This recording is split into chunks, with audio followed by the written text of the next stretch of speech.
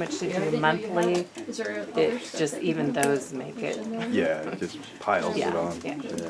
Well, hopefully we won't need the thing, because I didn't just set it up because I was at the moment. So we'll need, if I have to draw, we'll get it at the break. Well, we left off last week after Ephesus, and so we're on page 20 of the book, if you're following along. Moving into Pergamum. Kindle, you can't know what page. Oh yes, okay. So yes, but we're just beginning with the paragraph that second says chapter, yeah. the message to Pergamum. So that's where we'll begin. The message to Pergamum is an interesting one. Here the promise is for the provision of hidden manna and a white stone with a new name written on it. As we were going, once again, we're kind of looking and as with these churches in these towns, we're kind of once again looking at it for what is it that we're seeking out as a goal. What are we going to be commended for, condemned for, in order to really get hold of the virtues that surround the spiritual life that allows one to actually go deep. So once again, the promise here is for the provision of hidden manna and a white stone with a new name on it. According to an old rabbinic legend, the manna given in the wilderness was preserved in a golden jar within the Holy of Holies, and was then hidden by Jeremiah during the destruction of the first temple in 586 BC. According to the legend, the manna would reappear from heaven at the coming of the Messianic age. This belief can be easily be translated into a vision of the second coming, where Jesus, the heavenly manna, or bread of life, returns. The hidden manna given at the consumption of the spiritual life is the bread of life himself, Jesus. The individual becomes united with Jesus. So this gives us a sense of what is it that we're once again looking as the goal. What is it that we're heading towards? That Jesus is telling the angel to instruct the church. It's saying basically that right now we're going to be, coming into this place of the gift of Jesus himself. That hidden manna is what will be the result of living this life to its full. The offering of himself. Yes, and the taking in of himself, because again that manna both always was to be eaten, and so it's we're going to be getting later into as we look at this of the white stone once again a little later, so we don't get into it so much right here. So since we'll get into it a little later, but this first part of the message of Pergamum tells us this. The message to Thyatira and Philadelphia repeats this message. In Philadelphia, the idea of an intimate union with God is spelled out in even more precise fashion. The name of God is to be inscribed on the person. The one who conquers, I will make him a pillar in the temple of my God. Never shall he go out of it, and I will write on him the name of my God, and the name of the city of my God, the New Jerusalem, which comes down from my God out of heaven, and my own new name. The inscription of God's name, as well as the giving of a new name, implies the transformation into a new identity. John is being informed that God is not very interested in our present, limited, ego identity, which we hold so dear. Rather, union is to be established with a grander, truer self, the Imago Dei, for which and in which we were created. The union is made possible because of God's gift of opening the possibility of living a deeper life.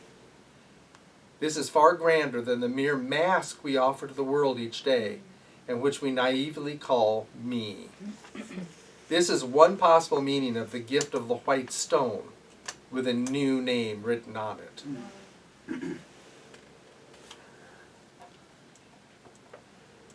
reminding ourselves that we are in the midst of an interpretation of John's dream.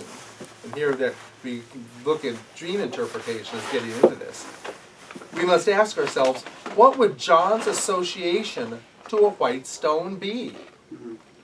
Now, recall that we've talked earlier, this is one of the first things you do with dreams, is like you get the whole story, but then you start to look at the discrete parts of it and the associations you have to the individual items.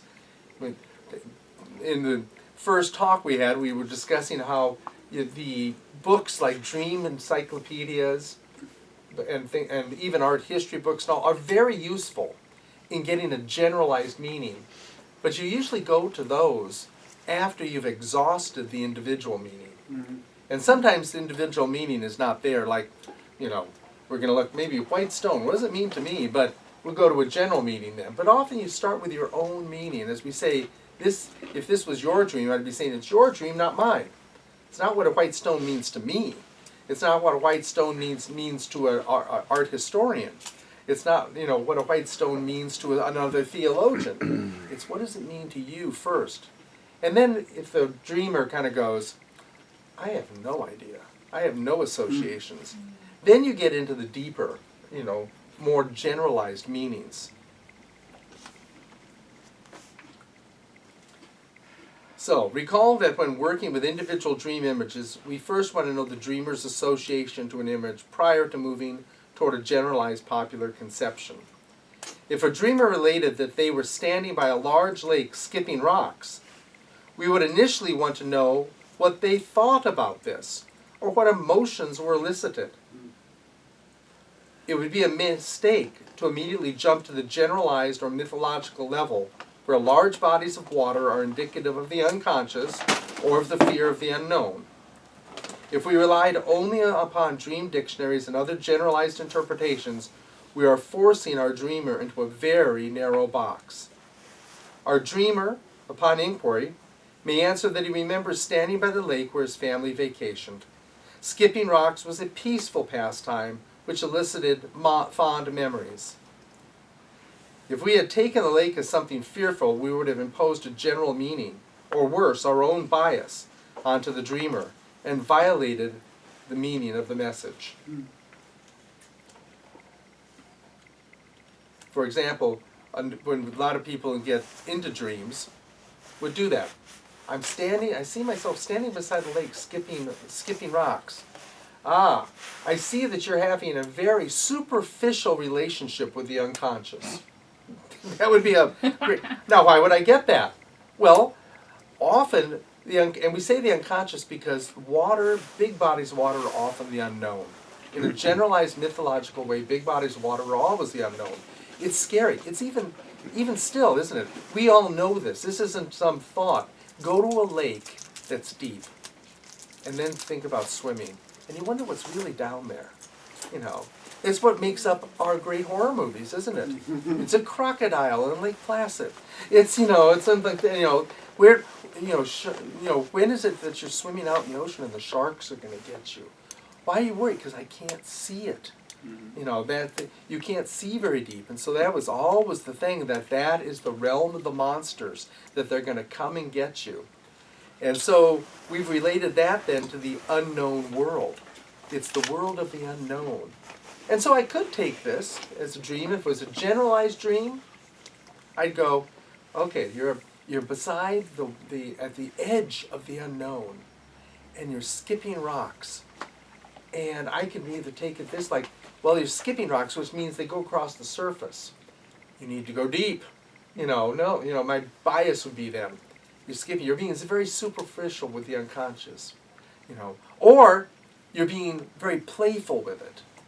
Now, where do I get the right interpretation?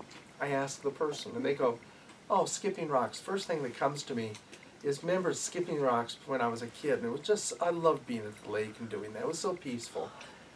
Well, what about you're playing superficially with the depths? It doesn't quite fit with me. This peacefulness. So we go, that would be the interpretation of the symbol, peacefulness.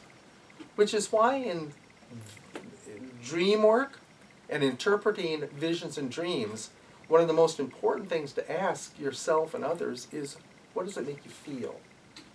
We often love to put down all of the symbols and kind of write it down and have all the story, but it's almost so often emotionless. And it's to getting those emotions into it that matter. That's what so often is important, because we're made up of two things, emotions and cognitions at least. And it's in the company of two or more witnesses that truth is established. You have to have your emotions and your thoughts. So same with the dream. What might John have answered about this white stone when asked for his associations and thoughts about the white stone? Without knowing with surety, we can garner some concept of what such a white stone meant at this period in history. Now, since I don't have John in front of me, I am jumping away from the personal, in the sense, to a little deeper level immediately.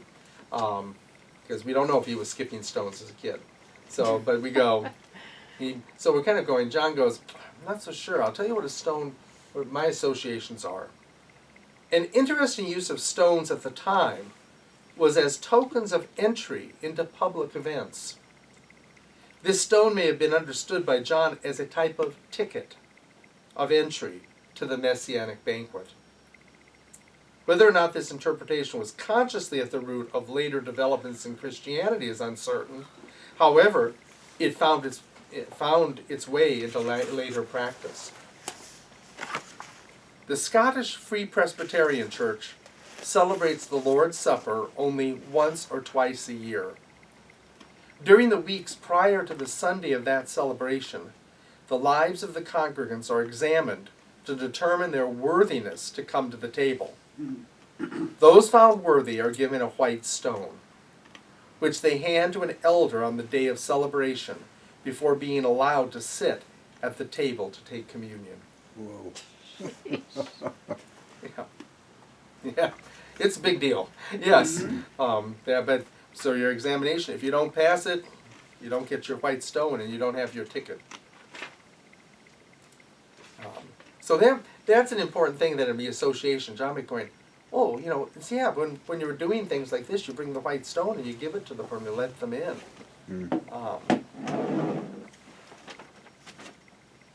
And now, we'll get back to it, but in that idea, as we say this, so we look back and go, what's the message then back even at Pergamum? Here the promise is the provision of hidden manna and a white stone. You get the life of Jesus and a ticket to the kingdom. In more general mythological understanding, the stone is also seen as a symbol of the true self, or of the whole person. This was unconsciously adopted by the alchemists of the late Middle Ages, who described the pinnacle of their art as the production of the spiritual man, to whom they often referred as the philosopher's stone. Similarly, near the conclusion of this vision, people are described as stone building blocks in the walls of the New Jerusalem. Just as elsewhere, Jesus is considered the chief cornerstone. Here we are presented the image of being given a stone, one white in purity, and on it our new name. The gift of the conqueror is the revelation of his and her true self, the self that languished in potentiality, now manifest in a new life. You with that? Any questions or thoughts? What's the conqueror part? That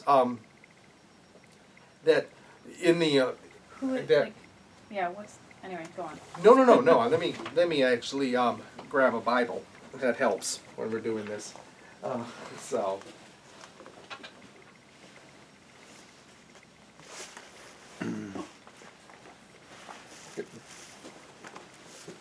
Because right now I'm having the wrong assumption that we're sitting here having read that part and then talking about it. We should read it first, in that sense. Now,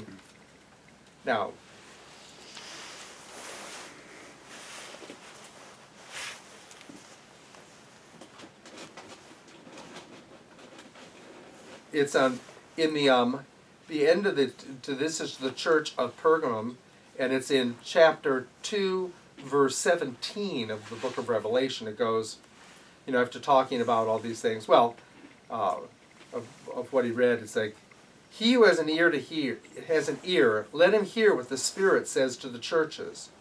To him who conquers, I will give some of the hidden manna. I will also give him a white stone with a new name written on it, known only to him who receives it. And so it is that we go, this is about the conqueror. So to the one who conquers, conquers what? Conquers in this pursuit of the spiritual life. Okay. Yes, that's what we're saying. Yeah, not conquers the world, Yeah. but Just. but that's why they say that conqueror is often the old one. I'm reading right now out of the New International Version where they go to him who overcomes. Oh, okay. Trying to get that clear, but the overcomer is overcome. Same question. Overcomes what? Yeah. The task, conquers the task. What do you get if you actually make it to the end of the book of Revelation? What do you get if you actually make it through the process?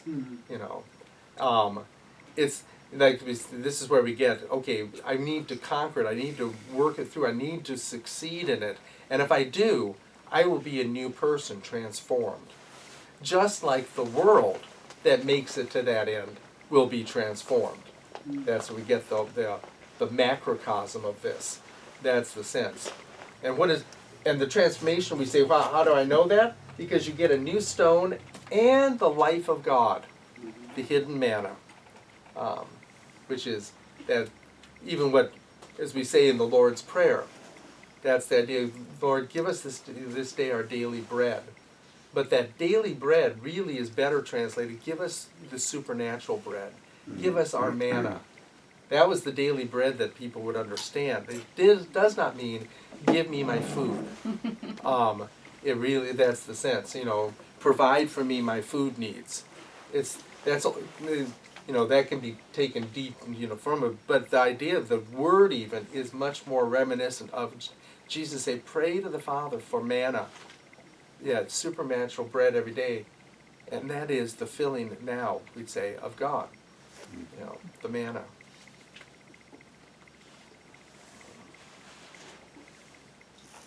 There's also, Father Craig, there's also another scripture verse that Paul talks about in Romans.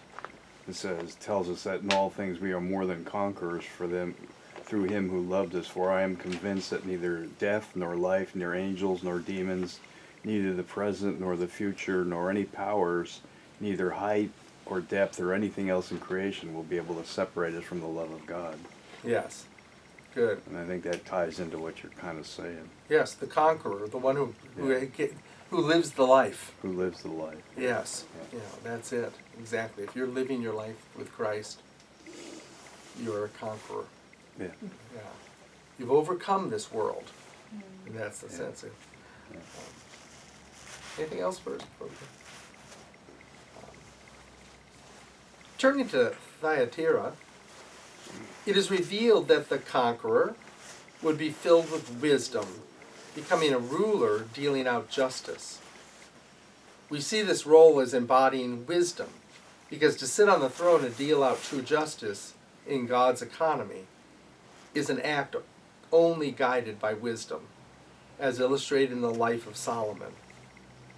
This point is further elucidated in the message to Laodicea, when John is told to write them, the one who conquers, I will grant to him to sit with me on my throne, as I also conquered and sat down with my Father on his throne. As you can see, as with all this information coming out, what we're doing is bringing together all the churches rather than just going step by step in each church of the letter and kind of going, what next, what next? It's like, what's the coming out? What's the message they're all trying to bring together, as seeing that we even started and said, this is not about individual churches. This is about the whole church. That number 7 told us that. So it's legitimate to actually come back and say, let's just look at them all at once and how they're common, because this is about the whole church, not oh, this is just for Ephesus, and it has nothing to do with this other things. It's the whole thing.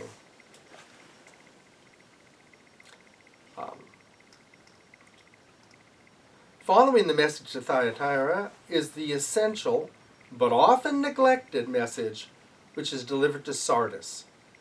The message tells them to be aware, to wake up. Essentially, this is the message to become conscious. And what is happening, it might be helpful if I actually did read these to you some. The angel to the church in Thyatira write, "These are the words of the Son of God, whose eyes are like blazing fire, and whose feet are like burnished bronze. I know your deeds, your love and faith, your service and perseverance, and that you are now doing more than you did at first. Nevertheless, I have this against you. You tolerate that woman Jezebel, who calls herself a prophetess. By her teaching, she misleads my servants into sexual immorality and the eating of food sacrificed to idols. I have given her time to repent of her immorality, but she is unwilling. So I will cast her on a bed of suffering, and I will commit those who commit adultery with her suffer intensely, unless they repent of her ways. I will strike her children dead. Then all the churches will know that I am he who searches hearts and minds, and I will repay each of you according to your deeds. Now I say to the rest of you in Thyatira, to you who do not hold to her teachings and have not learned Satan's so-called deep secrets, I will not impose any other burden on you, only to hold on to what you have until I come.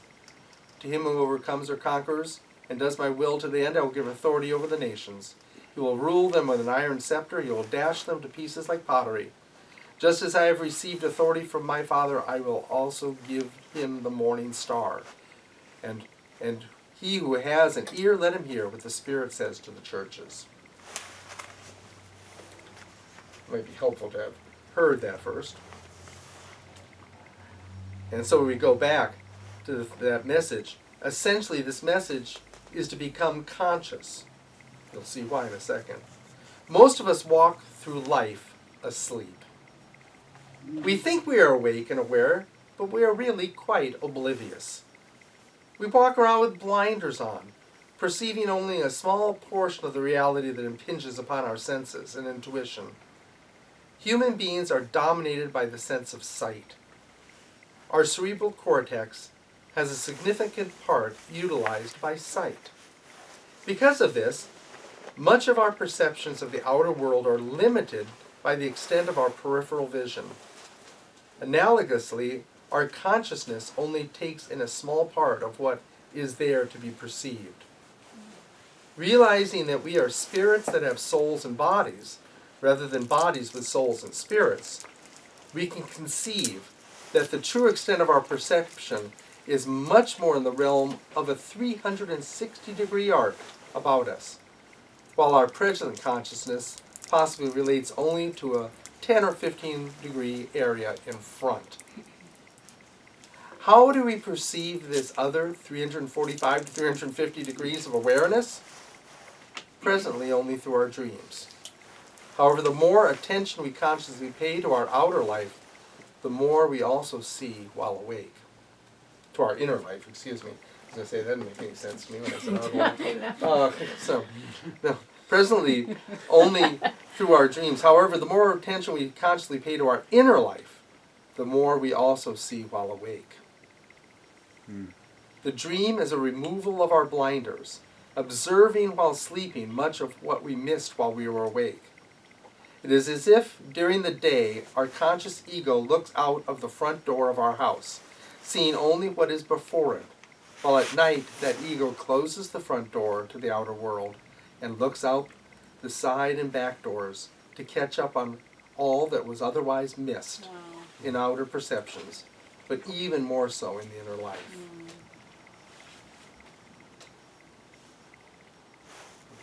In this light, it is not out of line for us to say that when we awaken in the morning, we are more asleep than we were at night.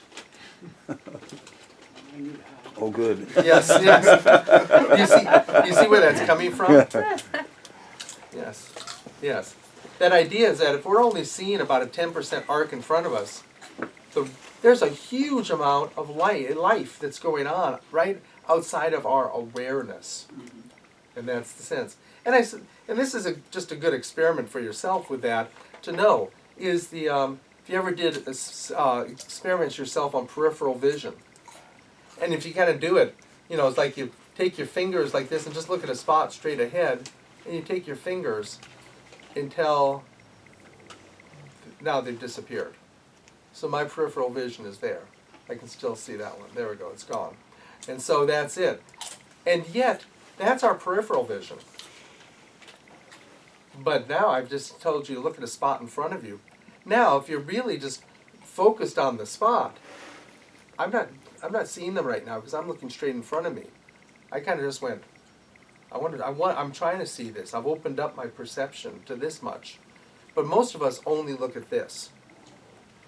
And it's one of the hallmarks of depression and anxiety is we've closed it down to this. The truly badly depressed person has about that much vision. And that's why everything is horrible. It will always be this way. This is awful. We're all doomed. You know, that's the sense of that way. And all you have to do is, you get out of that doom by opening it up a bit. You know, that's the sense. Oh, wait a minute, there are options. The person that gets so narrow sees no option whatsoever. And then it's like the only option may be to die. That's the only thing. It's like maybe there's another. That's why I always say if somebody's really suicidal, go to Timbuktu, go to Tibet, just get out of town. Well, it can't be that much worse, Go to the other side of the world. There's other options, You don't have to be stuck in this situation. Well, yes, I do because this is all there is. No, that's no. There's more. There's more, and that's one of these hallmarks. And as I say. Now, we live, the person that isn't that, we'd say the typical person lives with about that much blinders on, just looking in front of you. Today, we're even worse, because we have our cell phones. And it's like, now this is my vision now. I got that much vision. In certain places, it's called being in condition white. Totally unaware. That's the sense. Condition white is what happens for most people that people rob. If you're in condition white, they'll rob you. If you're like wandering around like this, somebody goes, oh no, they're paying attention. Oh no, that's the person I can get because they're, or you walk into traffic, too, with their cell phones. But the awareness. You want to say something? Well, yeah, I was just wondering if you're literalizing this, just the vision part, or if you're kind of expanding on our paradigms and worldview, because you're going to see what you see based on what your experiences are, and that may limit your vision. And I'm just wondering if those interact together. Yes. Because it's more than just what you see on your daily. Yes. Well, you've got on two levels there. You're saying it's not just concrete like vision like that. Yeah. Exactly. It's the level of what is called confirmation bias. Right. I was just about to say that. That's confirmation bias. Was the idea of I only see what I expect to see. And so when that's true, then you're blind to everything else. Right. Right. So that's the idea of confirmation bias. So one thing to open your blinders is to see all the options. Right. That's one thing. Another thing to do is that, as you're saying, is the analogy. It's both the idea of the analogy of what we're doing as vision, but also quite literally, we are overly dominated by vision. A cat's cortex is taken up to a large degree with sensations from its whiskers, and that's much more. It's not dominated by vision in the same way. Its whiskers tell it more, and that's it. That'd be almost totally with a mole, moles and gophers and stuff. They just are totally there. Where we go. How can that poor thing live? It doesn't have eyes. It doesn't because it doesn't use its eyes. It's like what our eyes to us are the whiskers to those things and stuff. But we're taken up with a large section of visual. And so we say if I can't see it, it's not true. So, and that's the type of thing. So we're saying on a metaphorical level as well, open up your vision, and that means get out of just trying to see things physically too. So but this kind of tells us, this as much as I see physically, this is as much of reality there is, and I'm blind. Okay. And so we go, and and even this, once your eyes close at night, you think it's all over. We're talking about with dreams. No, you're dreaming.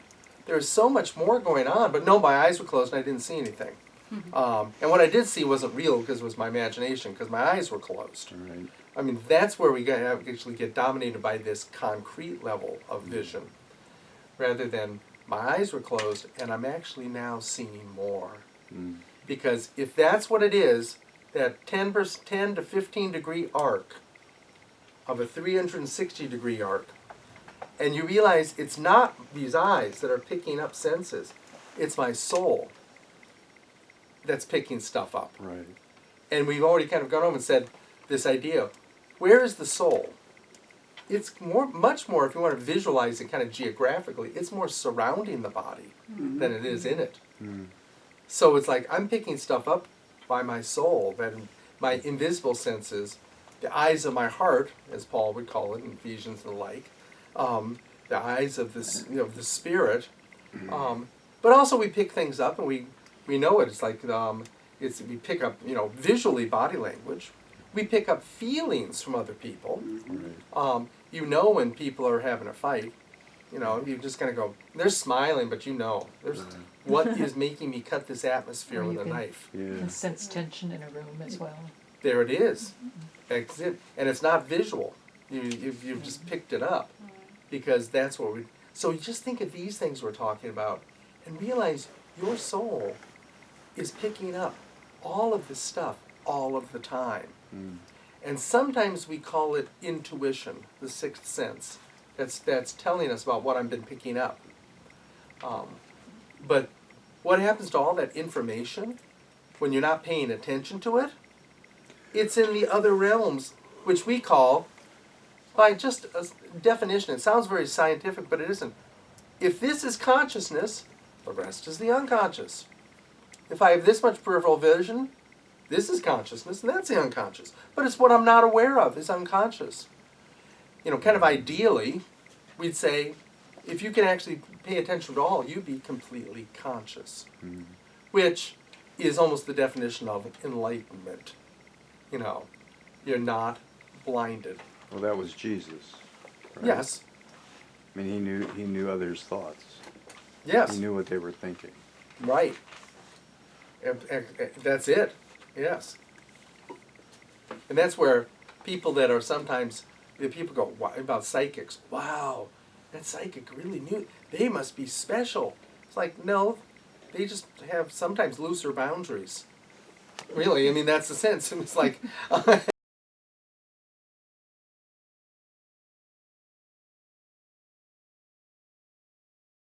and because they have looser boundaries, they pick stuff up, and they get from you, and then you go, I think there's a dark-haired man in your life. That's the type of thing. Yes, how did you know? And you've been struggling with some. Yes, how did you? Because they're kind of loosened boundaries, as I say. You can do this. You can sometimes play with it, with the type of thing of actually trying to see it. It's like you can sit there and look at somebody and then say, what am I feeling? What images come to me? That's all they're doing, kind of unconsciously. They haven't practiced it. But you guys sometimes can do it. And so if you're picking things up, that's where we say psychic phenomena are true, just because it's just, we don't believe it because, once again, we've just narrowed our awareness rather than what we might call in Watchman Nee's language, the normal Christian life would have actually been that I have 360 degrees of perception. So. So we're on page 23.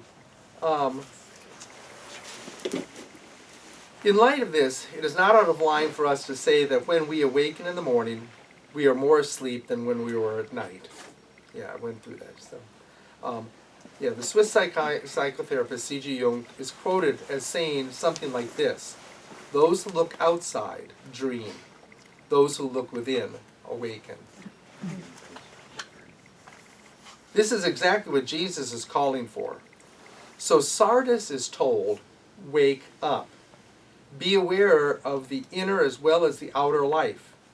The expanding of our consciousness is a necessity if we are to make the arduous journey of spiritual development. We can now summarize John's vision of the completed person as revealed to him in Jesus' message to these churches.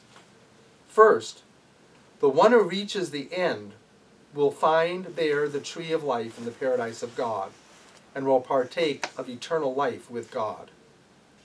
Next, that person shall not experience the second death, and is given the hidden manna, which is the spiritual food that nourishes the spirit and gives life. The hidden manna is the body of Christ found in the Eucharist, the life-giving bread.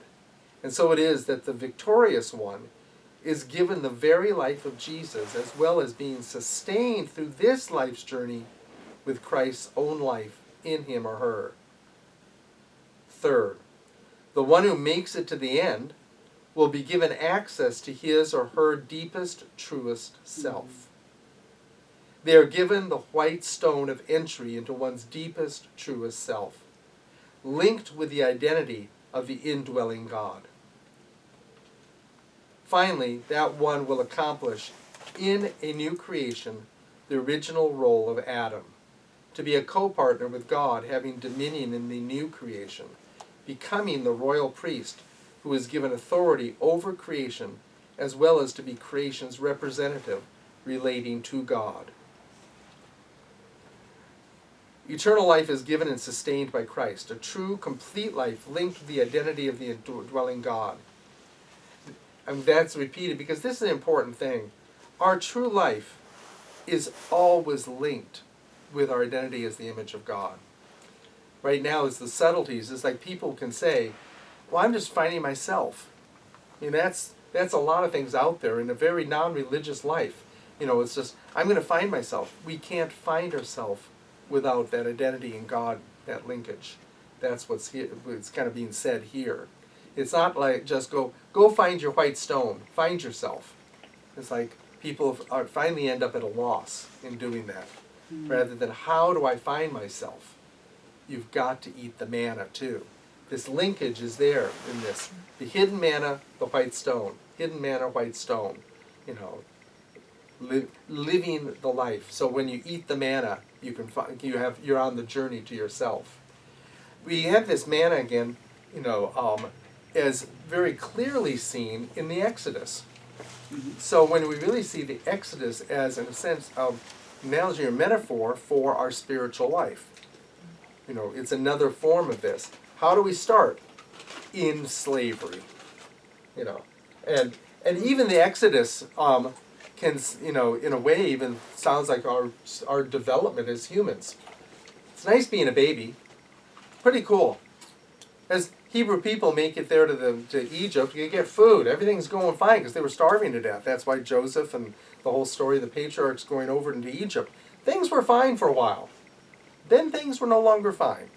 So they went from fine to slavery. And it's kind of like growing up. You know, being an infant, it's all lovely. By the time you get a little bit older, now it's misery, you know. And that's the sense. And it's like, and so now you're in slavery. Yes. And you really recognize that misery if you're watching by the time of midlife, we'd say. You know, so it's like, you know, when all hope is stripped away. You know, isn't it? I mean, it's true. It's like that midlife thing, which is, you know, up till this point, I keep having hope that it's going to only get better and better and better and better and better. And it's like, you know, then you hit a point where, nah, I don't really think it's going to. And then later, and this was really true before medical science helped so well and nutrition and everything, then your body started to rebel. And everything started to sag. And it was like, I mean, it's kind of like the idea of entropy hits. And now you're going downhill. And so it is at this point that you kind of go, you know, that find myself going off on this, I better be careful. But that that the sense of the growth here of the Exodus, that's where I was going. It's like it gets bad. Now you leave and you go on the journey. Where the journey is the book of Revelation, we're saying. The journey is Dante's, Divine Comedy. Go to hell first, you come up and go through. The journey is so many of these places. And so you're going on this journey, through what? To get to the land of milk and honey, the promised land, God's promised land. Well, that was what in the language of the early church would be the sensus plenor. The deeper that there's a deeper sense to this. The Exodus is just an image of what's coming. And so just like the temple is the image of what's coming, the temple being the church, the individual believer, the concrete temple was that image. The concrete Exodus obviously didn't end with everything wonderful. By 70 AD, they're not in there anymore. It's not the land of milk and honey forever. There's a lot of problems. So we're going to go, this isn't what I was thinking. Right. The real land of milk and honey is this, what we're saying, when we come into this place. And so the journey is the conquering of getting there to this place, which on the journey, how do you sustain yourself between here and the New Jerusalem? Right. Manna from heaven. Mm-hmm. That's why Jesus came as the bread of life. He says, I am your manna from heaven. And they're going, what? No. You gotta be kidding us. John chapter 6. No. And it's like, yes, I'm the bread of life. You must eat me if you're going to make it. And that's where we get here. The hidden manna and your final self have to go together.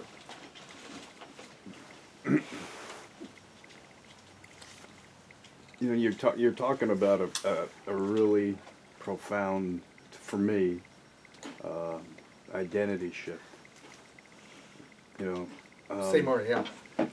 Well, the words that come to me is I must decrease and he must increase. In other words, God is pushing out everything that we've learned in the past, it seems like, and putting himself, do not be conformed to the patterns of this world, but be transformed by the renewing of your mind. You're pushing out the past and you're letting the new come in. Yes. To get that identity and the new person that he's developing you into. Yes. And it seems like a lifetime.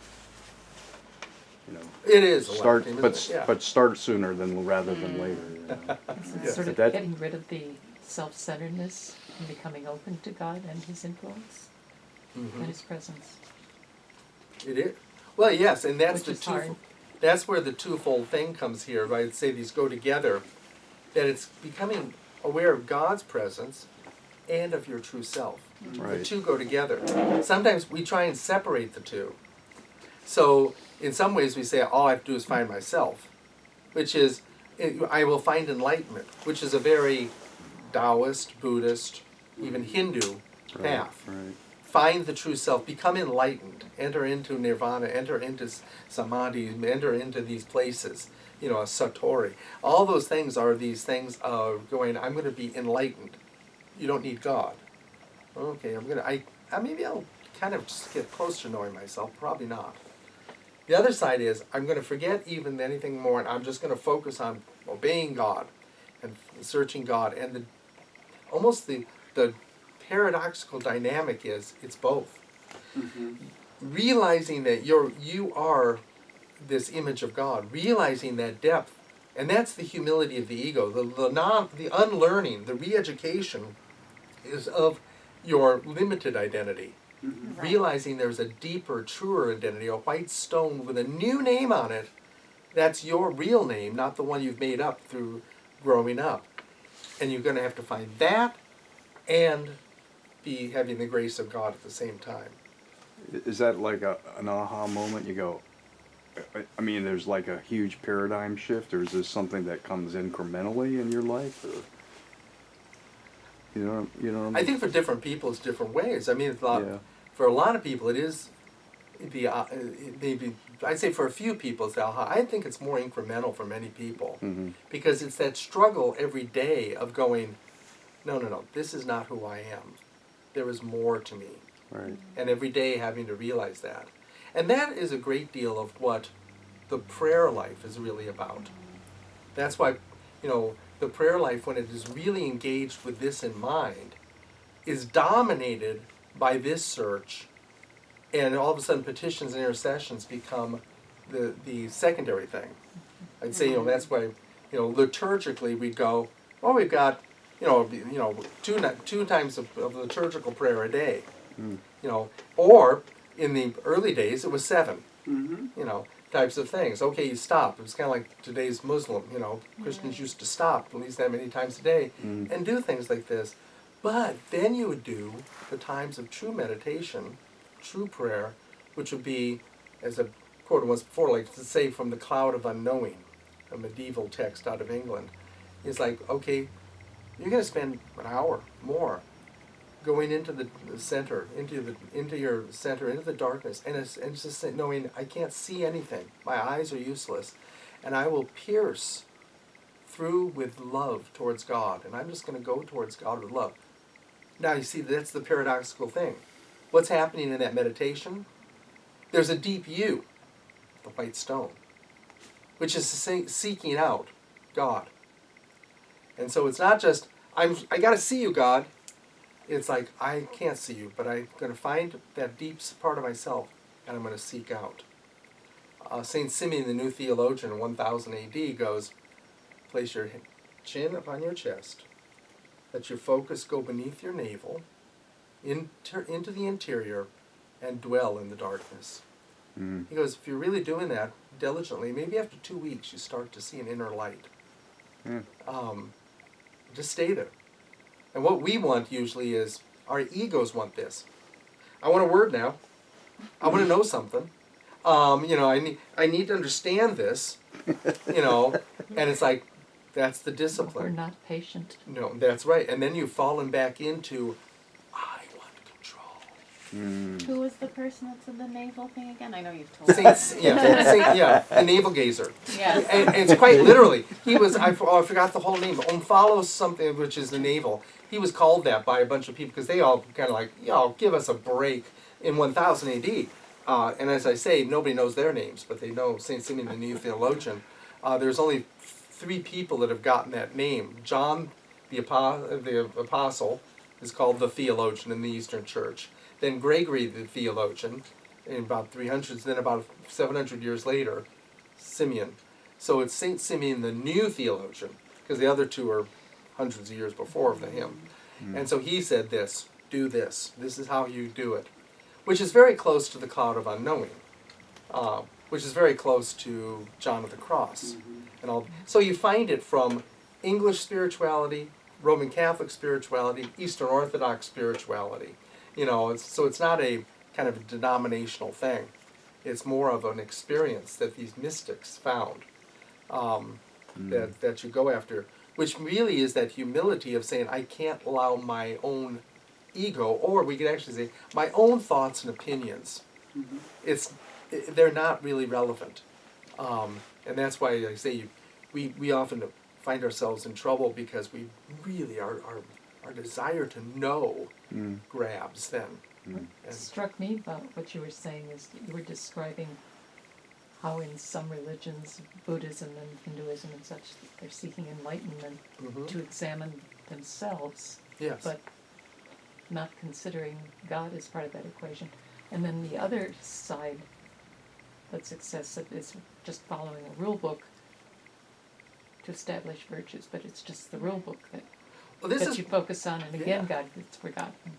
Well, especially when it's just taken as a rule book, because I'm going to, the premise of it, when we come to the end of the letters, will be this: most of the church stays at the level of the letters, which are just how to learn virtue, which is really only the clothing for the deeper journey.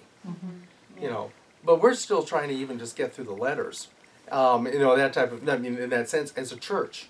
Most of the church is just the rule book. This is what, be good, do it this way. And it's rather than, why am I being good? So you don't go to hell. No, well, it's really, be good, why? Do these virtues, why? So you go to heaven, yes, but heaven's here. The kingdom of heaven is about you. We've forgotten about this So- relationship with God. And then, well, there it is. And so it's in order to find this depth that we do these virtues. So if it's only about rules, you haven't even made it into heaven yet in the book of Revelation. Because we've just gotten through we're in these churches on earth. The trap door in heaven of chapters 5 and stuff hasn't even happened, when we get into the depths. But before you get into the depths, you need the letters, it says. So yes, there's two sides, and that's, one of my biases or conjectures, which is this. I actually think that the first part of the book of Revelation, or the purgative way, which takes us up through a lot of the things up to about chapter 11, is actually, the purgative way is the way of all religions, all major religions. It's coming to a place of enlightenment. The difference in Christianity is saying that that's not the end. That's the beginning. To get enlightened is the beginning. And so you can get to nirvana, and the problem for me with Buddhism is like nirvana's it. And then you'll be there for that age, or like in Hinduism, the Yugi age, it's like, 325,000 years of each age of existence, and then we all start over. Yeah. When Indra's, Indra will come out as Vishnu's eye closes, and we are right now Vishnu's dream. And when he opens his eye and wakes up, we all disappear. And when he closes his eye, he goes back into another dream. And we're in the Kali Yuga right now of Hinduism, which is all that type of stuff. That's how they think. Boom, boom, boom. And so it never ends in that way, and that's why you just keep being recycled and reincarnated. But this idea, if we take it this other way, is like you see this, and so what are you doing? You're working to become enlightened and get out of the, and to know yourself. Well, I think that's why I say, that's why we look at the commonality of religions.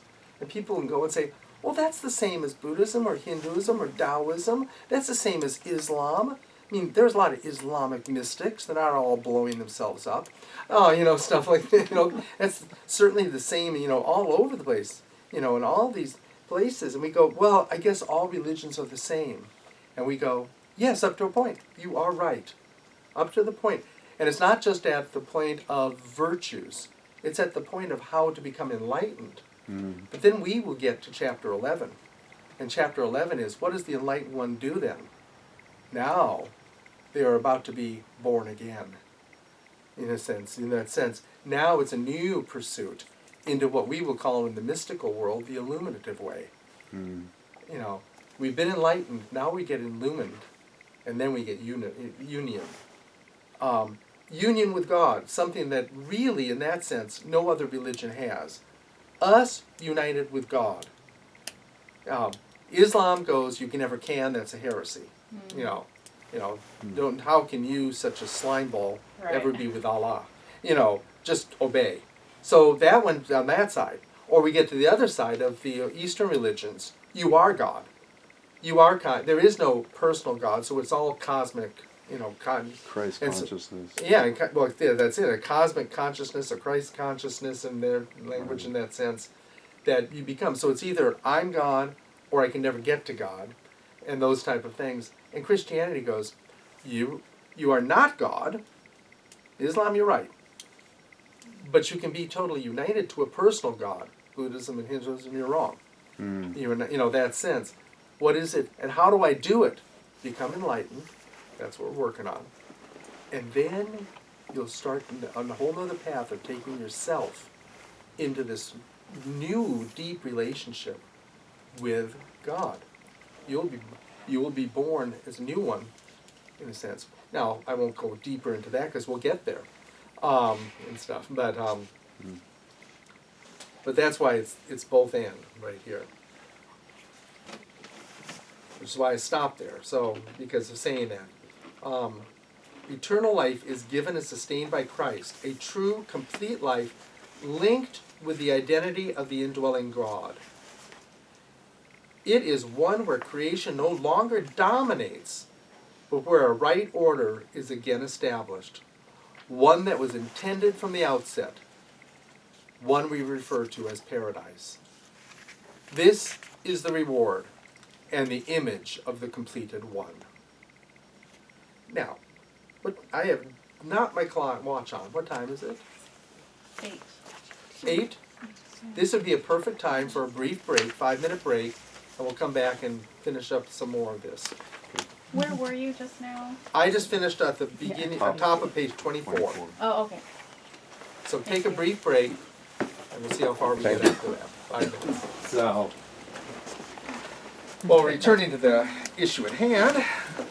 Yes, heavy stuff. We're at page 24. Anything you want to say or any comments first? I've been reading along here tonight and making comments. Do you have any clarifications yet? Okay. Just jump in. This is a very cursory view of the goal. Yeah, give you about a paragraph of what the meaning of life is.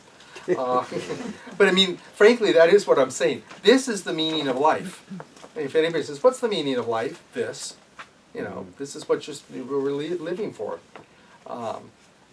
Because otherwise, what does it mean to be a conqueror or to gain or to be the victor or to gain the thing? For what reason? There'd have to be another reason, that we don't have. So, what's the meaning of life? What is met here at the beginning will be repeated and explicated over and over again as we walk the dark path of God's wrath, visited in the book of Revelation. It is worth mentioning, though, that this goal is not grasped by the passive, nor is it gently handed over to the aspirant. Rather, Jesus, when speaking to these churches, continues to use the word conqueror. This implies that the road to the end is in many ways a battle, and more than one battle. Conquerors are not the victors of one battle, but of many across many lands. They are also not defenders, but usually aggressors, which we can rephrase as assertive. Right. All of this begins to inform John of the attitudes needed to reach the goal. This is a process, one that is engaged actively with patience and perseverance. It's also, you can hear this when Jesus says, the kingdom of heaven is taken by violence, and violent men enter it. Wow. You can't just be, oh well, just do it, God. I just want to be, made holy. Just make me holy, God. It's like, okay, what are you going to do now? No, you just do it. It's like, no, the kingdom of heaven is taken by violence. And now again, we say assertiveness, not passive in that way. This is our work. When we often say, well, but no, it's all just, taken by faith. It's like, yes, faith. It's not, but this is the work. When we say, you're not saved by works, it means you're not saved by just being good. And God's going to measure your level of goodness. It's, you're never going to be good enough in that way. Right. And stuff. You're saved by faith, which leads you on to this in that way. But you have to still do the work of faith, which is why that Paul will say, you are saved, now work out your salvation with fear and trembling. Right. And it's like we kind of pass over that. Work out your salvation with fear and trembling. Okay, it's like no. This is the fear and trembling that Dante understood. Abandon all hope, ye that enter here. Fear and trembling, and you're coming into the presence of the living God. That's the fear and trembling. As we explore this vision further, we will see that this fits what we will be finding out throughout much of the book of Revelation. This reveals a process of spiritual growth following a pattern that others would summarize as the process of a mystical life. Now we'll get into what we spoke of earlier. This process was summarized in the beginning of the second millennium by St. Thomas Aquinas. He labeled these 3 degrees of spiritual development as beginners, proficients, and perfect. Another way of describing this has been more descriptive in calling these degrees the purgative way, the illuminative way, and the unitive way. The purgative way is dominated by a period of time that deals with bringing the sensual life and the passions under control. Passions and the senses are here to serve a higher purpose rather than the psyche being enslaved to the desires and demands of the physical life. This is why I say this is why you can be a Buddhist and do this. But it's Buddhism, but saying, frankly, how to get out of suffering, how to remove yourself from the passions. I mean, that's always the limit. How to give up on passions, move beyond the passions, and this type of thing. The purgative way is itself comprised of 3 degrees. The initial stage is the subjugation of the egoist's demands by means of the virtues. The next degree is bringing the dominance of the physical senses under control. And the final degree is bringing the inner demands and passions in submission to the deeper self, or the human spirit. These final 2 degrees become known through the works of St. John of the Cross as the dark night of the soul. The dark night of the soul is not really depression. It's what's that? It's a lot of hard work. It is. It is. That's why I think, it's so much easier to read this book too as, boy, all hell's breaking loose out there. It's like, and it's isn't it miserable? And that's when we go, oh no, or what's that? All hell's breaking loose in here. Yeah, all hell is breaking loose in your own, inner life. That's right, and it does. But in that sense of we're going that people just want to find the easy way, and that God never promised an easy way, and we kind of hold up the people that didn't take the easy way. I mean, we really don't, hold up as with high virtues the people that just made us feel good, or just went out and made themselves feel good, in the church. I mean, I go to a feel-good place. Okay, fine. I'm glad, more power to you, and stuff like that. But we hold up and go, wow. We remember all these people that really, really submitted their lives, and so it's like they don't call them saints, so they call them warriors, heroes of the faith from the Protestant side. So you get heroes of the faith coming and meeting the Catholic and Orthodox saints from the other side, and you kind of they all meet, and they're all the same, basically, in this place of going, I am living my life for God. And we want them to get us a free pass. Yeah, right. And Right. I really enjoy them, but I don't, please do it for me. I'm weaker than they are. Steve, did you want to say something? Yeah, people are going to be tired of my voice, but that's tough. I'm holding them, Steve. Don't worry Yeah, about it. the initial, you say the initial stage is the subjugation of the egoist demands by means of the virtues. Can Yes. you elaborate on that? Yeah. How does that work? How does that work? Yes. Yeah, yeah, that's why we're actually reading this, So, Right. Yeah, I'm not sure how that works. yes. I'll say, Middle of the Well- paragraph under the purgative way. what's that? What's he just stated? Oh, no, I'm just trying to think if I'm going to get to it or not. I think I'll just get to it right now, too. Okay. Because I find myself saying things and I realize I just read that like 5 minutes later. But it's like, but it's useful. But what I'm really getting at there is we say the egoist's demands. Why call it egoist first? Because what else we say? The self's demands? No, we're talking about the self as being that true self, too. And those are good demands. The ego's demands, one person who's just so centered in who they've made themselves to be, their identities as they've made it, and have those demands, like, which would be, now, what are the demands? You should honor me. Or recognize me. Recognize me. Yes. I mean, it's the whole idea, it's like, we even talk about it, so, build up somebody's self-worth. Things like this idea. Yes, but it's like, but what are the demands that we have? Honor me, feed me, give me my rights. All of these things that we really kind of sometimes go, it's all about me. So what are the virtues that we've already kind of hit on and we'll hit on even more? Humility. Humility. It's not about me. It's, what maybe one of the other virtues is perseverance. I want it, and I want it now. That's not a virtue. That's a demand of the ego. I don't want to have to wait for this. Come on, I mean, just think about this the other day again. I may have said it. You know, our internet. Do you remember the days of dial-up? Yeah. I mean, we would kill the machine with dial-up. Now, now we can't handle it when there's like 5 seconds of Right, delay on the right. website loading. Right. You know, we need to get a bigger processor because I can't wait.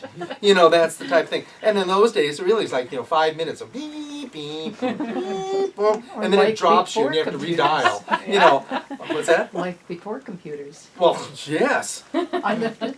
Well, I mean, Life think of was the okay. days when we used slide rules.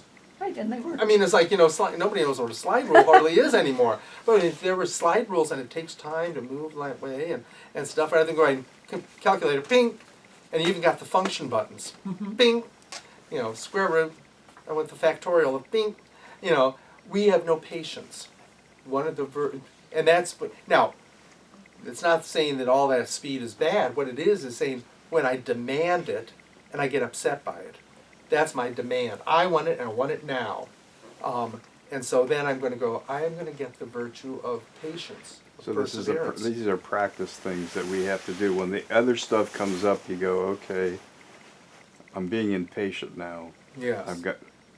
I don't get to have this right now. I'm just going to have to wait. And you're practicing these things. That's right. So you're bringing something under the control of the Holy Spirit. Is that what I'm hearing? Yes. It's that you're doing, and you were actually being very conscious of, this is my demand, this is not God's demand. That's under the Spirit. So is this what God wants, or is this what I want? And it's sometimes hard to tell. And so, like a parent to a child, the virtues teach us. Right. It's like, you're being demanding. Well, it's my right to be demanding. Well, whether it's your right or not, humility is more important. I have my rights, don't you know? And that's where it's like, whatever, no, that sense. So you practice humility, and you practice it.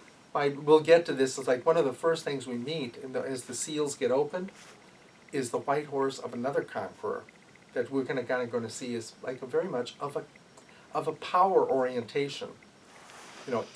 In the world, we can actually see that power orientation. Somebody is taken by the desire for conquering power.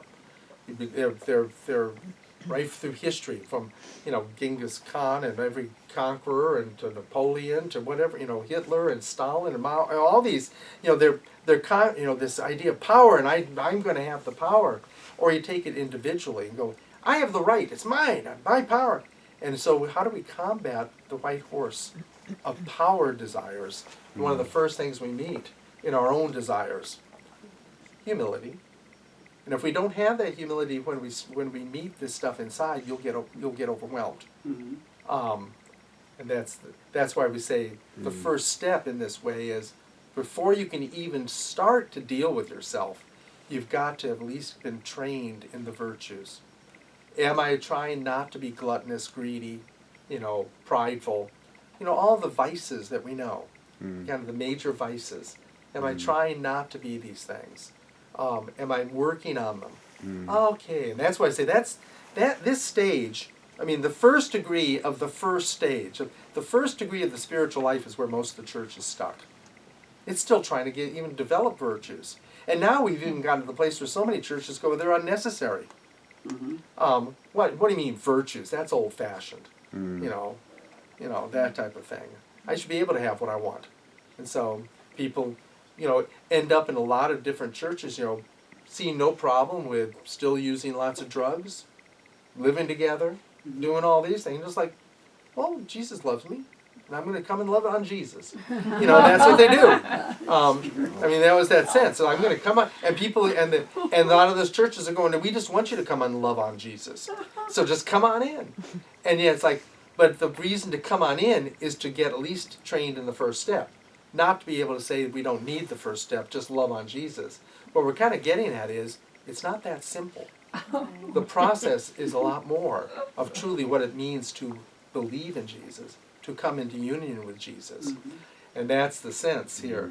So the first step is we need that training. And like I say, so I'd even say, when I say that, I mean, today's so many places I say aren't even trying to train. But it used to be, and it's like the idea is like, just church only told you to be good, then didn't tell you anything else. None of us Oh. like to think that God is demanding something of us. Right. Do you think that the church is like staying stuck because they're afraid to? I mean, it's like, who's going to train these people? You know, they don't even know. A lot of ministers and the in power don't even understand how to do it. So they Yeah. just kind of say, okay, we'll let God or the Holy, that's what I hear all the time. Just let the Holy Spirit deal with them. You just plant the seeds. Yes. You know what I mean? And that's what they want you to do. They don't want you to do anything else, or they don't want you to, you know, take Well, them through any kind of journey. And by today's So- point, a lot of the people that are the church leaders have been raised in that already, and so they actually believe it. So it's, I mean, it's like Exactly. with the trickle down effect of bad training, as we've gotten to it by 2020, to the point where it really is just believed. All we have to do is get somebody to come to church and hear Jesus' name, and worship Jesus. You know, that's it. So just come and do some worship and love Jesus. And we've trained that so much that, like I say, that's why it's not like, when I say people are into church growth sometimes, they're into it for very good reasons. They actually believe that this is what you do, is you can get them in and then they'll hear. But it's the same as them, which is, well, they got brought into church, they heard about Jesus, they loved on Jesus with some good worship, and so they're now training the next generation of that. And then now it's almost unconscious that there really is work. That this idea of a process in life is now, then it's like, oh no. And that's where we kind of see it and kind of, you know, it sometimes gets put down as it's all grace now. Where in the beginning of the 20th century, it was all condemnation. You know, we've gone to the other side of the pendulum where it's all grace. And it's like, and like so many things in life, or almost I'd say everything, it's a transcendent of both. It's grace and condemnation. How can we say be something? Even say condemnation? It's the letters to the churches. I love you. You're doing good at this thing. I really have a problem with you on this thing. I'm going to get, and we have the commendation and the condemnation of all but one of the churches. Everyone gets a commendation and a condemnation and a direction on how to get out of it. And those directions are the virtues. Okay. And if you live it, then you'll start to be able to live the process, and you'll be the conqueror. That's the letters. You know, what you're doing right, what you're doing wrong. And what's doing wrong is usually not that you've been, been loving too much. It's like, it's like that the thing. So as not to overstep my time without my watch on. What time is it now? 8:26. 8:26. 4 minutes more, we'll go.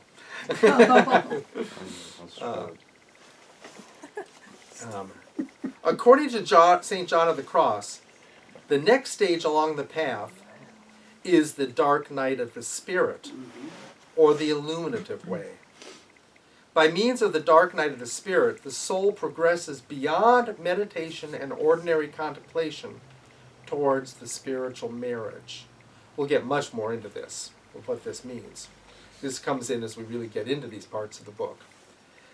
The purpose is the detachment of the soul from seeking delight in spiritual experiences and from the final vestiges of ego dominance, even love of one's own virtue, with the goal of a complete union with God.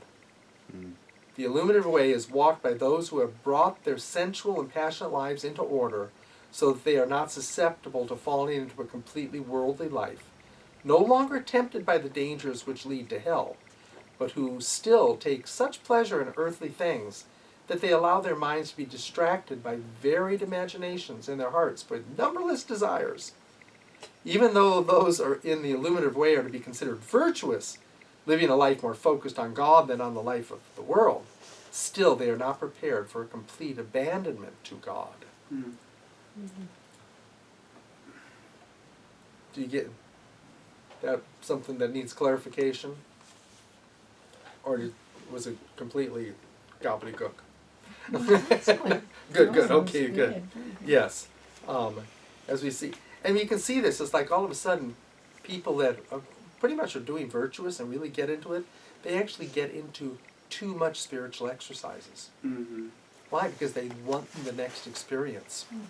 No. And in a way, this is what, if you haven't lived the first one of the virtues, you actually get spiritual greed. Mm-hmm. And what's spiritual greed? I want more and more spirit. I want more spirit. I want more experiences. I can't not have enough experiences. I need more prophecies. I need to see more healings. I need to do this thing. In the hints, you notice what I'm saying? I. The ego is now enjoying the new life in the spirit, but now gets almost swallowed by it. That it gets this sense. And so it's spiritual experiences. So that's where John of the Cross will go at this point. Your meditation word is nada. Na, not this, not this. Which again, people across the religions look at and go, see, it's all the same. Because in Hinduism, or Vedanta, which has the Vedanta centers around stuff, it has the word of neti, which is not this, as they're meditating. Don't get caught with this. So it's like, again, the purgative way has a lot of similarities of how not to get caught. But that we get caught up with spiritual experiences, like I'm saying, like that. Or you just, you got to meditate more and more and see more and more and get more and more into these visions that you're going to get. Which is why you hear the Johns of the Crosses and the others warning about do not seek visions. I got to see angels. I've got to see Jesus. I want to see Jesus now. I got to, it's like, I. Rather than what would be the way of the illuminative way kind of here in a simple way. It was like, it's all up to you, Lord. Mm-hmm. I'm here. That's the sense of the enlightened one all of a sudden submits themselves completely to the God and goes, whatever you want. So with that, I guess, yes. Even when I'll finish that paragraph so we know where we are, the illuminative way. The illuminative way is walked by those who have brought those things, but I said that. No longer tempted by those dangers. Even though those in the illuminative way are virtuous, live your life more focused on God than the life of the world, they still are not prepared for complete abandonment to God. The complete abandonment to God will be the unitive way, which we'll actually see in the final chapters of the book of Revelation. So as we're even putting this out, we're kind of going, this is the purgative almost up to chapter 11. Then you can almost say chapters 11 up to 18 or 19 are going to be the illuminative way. We end with the unitive way in the end of the book. And we really are focusing on our individual lives with this. But our focus also then is to say, we'll see this in the process of the world. That when the world is finally unified with God, when does that happen? When complete transformation takes place. When this heaven and this earth pass away and a new heaven and earth come, in which God is its light, and God is all in all there. It's complete union. There is not God out there, and there. God is the light everywhere in the new things. There's union in that for creation and every human being, the new one. And the next small paragraph is saying the unitive way, in the unitive way, God becomes the dominant focus on all things. Yes. So that in the end, God becomes everything to everyone. Yes. And you can contrast that to the paragraph above it. Yeah. Yes. Where there's still some... Where it's still my experience, then this is about your experience, God. And isn't that what we define as real love? Love is not what I get, it's what I give. Mm-hmm. So it is. It's like, so it's that final sense of truly united with God is love. It's what you want. And that's where Paul will say, if you want me to go to hell, I will. Whoa. Mm-hmm. And he means it. Because it's not about, no, don't send me to hell. It's like, I'm still in that place. Paul goes, if it means hell, then hell. I'm just here for what you want me to do. That's a unitive statement. Mm-hmm. It's just about God. Now we go, just let your life be just about God. If you want that, this is the process. You can't start there. Right. That's the sense. This is the real emphasis once again. It's a process. And the end is not where you start. That sense. And so to beat up on ourselves when we're not there He's like, no, we're walking the path. So we'll go on from there at the unitive way. What page was that then? 25, 27. I know, Nope, 25. 25. The We'll start at page second 25 paragraph. next week and finish the letters, Yeah. and hopefully get into then the 7 seals. That'll be fun. Because Hey. yes. Thank you. Yeah, well, thank you all. 7:30.